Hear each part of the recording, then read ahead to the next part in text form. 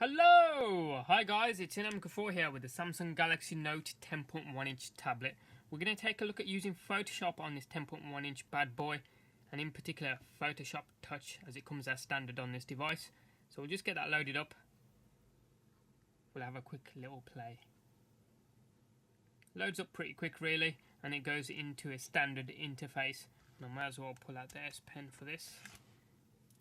There we go. And this is pretty much what you get out of the box. You've got some tutorials which you can go through on the left hand side there, some introduction information, or you can go straight in by hitting the plus sign. Gives you a project size 1280 by 752 there, so I'll hit OK to that, should be OK. And gives you the interface along the top and the sides as well. Now just to go around it a little bit, you've got the main palette of tools along the left hand side where you can hold down on the paintbrush and you'll get through to some of the known tools that you may use on the left hand side, and you can hold down on any one of them to display some sub menus as well. Then you've got the eraser, so forth. But if we keep it on the paintbrush for the time being, you can change the size of the brush as well just by holding down on it and then moving the slider backwards and forwards as you can see there, and changing some of the opacity settings as well. Obviously as you can see there, you can change the hardness of the brush by making it more blurry towards edges or softer towards edges. And then it also, as you can see just there, when I'll move this across, it gives you hardness in terms of a percentage that fluctuates as you slide backwards and forwards.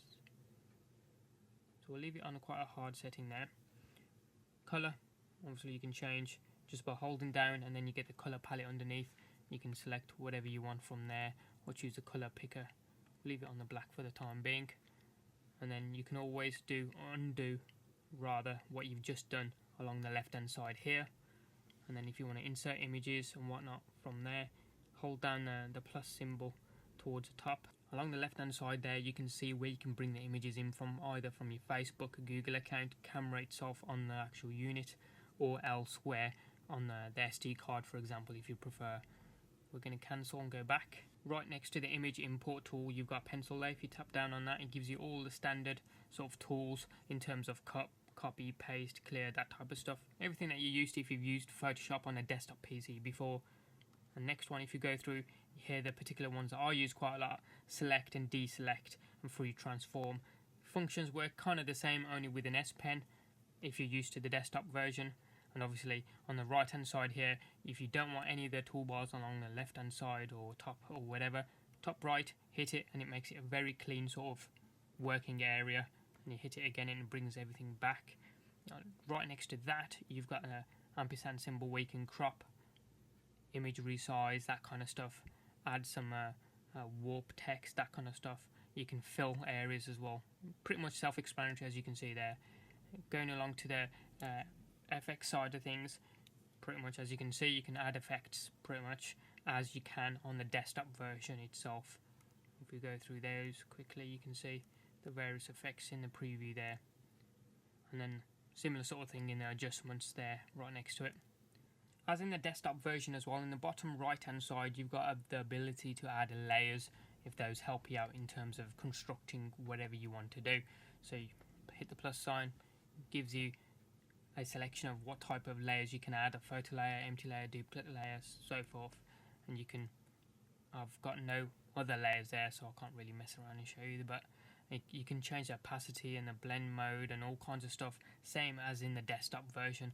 I am very happy indeed with the amount of detail that's come across from the desktop version onto the tablet version, because it just gives you a lot more control over what you can do, especially when you're using the S Pen and you want the full functionality of the Photoshop product. I've got the tablet in a nice workable angle here, but before I start drawing anything, what I want to show you is, if you've got a habit of putting your arm or your palm on the screen of the device and then writing something or drawing something, what we'll say is that it does mark the screen. As you can see, it's left a couple of dots there, which it's not the best really in terms of rejecting your palm print on the screen or a second hand on the screen. But because the bezel of the device is pretty thick, as you can see there, what I can do is just move my hand to the side of the unit, draw whatever I need to draw, and then fine. It doesn't affect me too much at all. You can zoom into the canvas, move it towards one side, the bezel, use it as a rest, and then do whatever you need to do. So that isn't too much of an issue there. So I'm just going to undo what I've just done. What I'm going to do is just zoom all the way in. Let's see if you can see what I'm going to draw.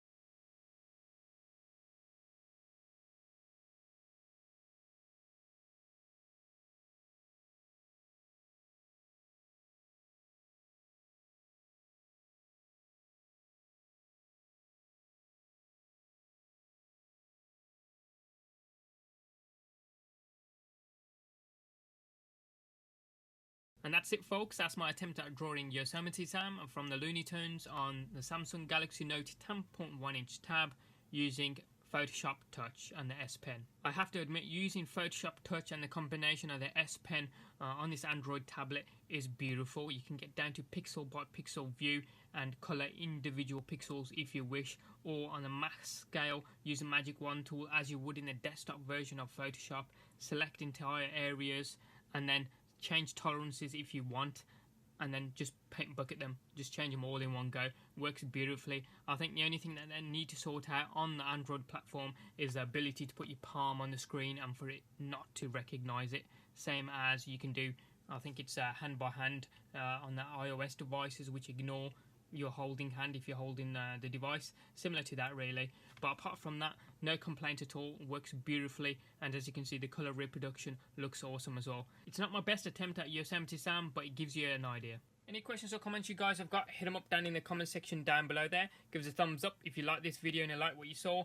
If you haven't already done so, hit subscribe. It's also down there as well. Doesn't cost you anything and it's totally free, and you can check out some of our forthcoming videos. Thanks for watching. Have a wicked day, and we'll see you next time.